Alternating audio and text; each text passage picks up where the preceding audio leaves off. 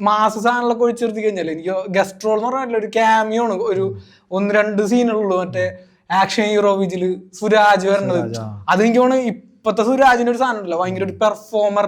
അതിനു മുമ്പ് ഒരാൾക്ക് ഭയങ്കര ഒരു കൊമേഡിയൻ ഇമേജ് ആയിരുന്നു. അതിനു മുമ്പ് മറ്റേ പേരറിയാത്തവരെന്ന് പറഞ്ഞിട്ടൊരു പടം, നാഷണൽ അവാർഡ് കിട്ടിയ പടം.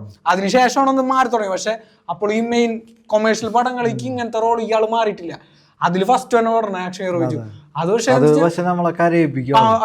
അത് ഭയങ്കര ഇമോഷണൽ സാധനം. കാരണം പറയില്ലേ പറയുന്ന സാധനമല്ല. പുള്ളി അത് വന്ന് വരുമ്പോ ഓക്കെ സുരാജ് ഓക്കെ അങ്ങനത്തെ രീതിയിൽ നമ്മ കാണുന്നത്. പുള്ളി വന്ന് ഇത് പിന്നെ മറ്റേ നെയ്മോള് വിളിച്ചിട്ട് ഭാര്യം ഇതൊക്കെ വരില്ല. അപ്പൊ നീ പറഞ്ഞ സീൻ ആള് പറഞ്ഞ് ആളങ്ങട് നടന്നു പോയി. മറ്റേ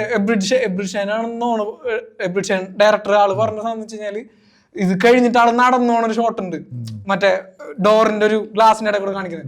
അത് ആ വിഷമത്തിൽ ആളിങ്ങനെ നടന്നു പോയി ഫ്രെയിമിൽ നിന്ന് ഔട്ട് ആവണ വരെ ആള് കട്ടുപിടിച്ചില്ല. കാരണം ആ ക്യാരക്ടറിന്റെ ഒരു ഇത് പിടിച്ചിട്ടുള്ള സാധനമായിരുന്നു. ആള് ആ സീൻ ആളെടുത്ത് മൊത്തത്തില് ആ പടത്തില് എനിക്ക് തോന്നുന്നു അത്രയും ഒരു ഉള്ളിൽ നിൽക്കുന്ന ഒരു സാധനം അത് മാത്രമേ ഉള്ളൂ.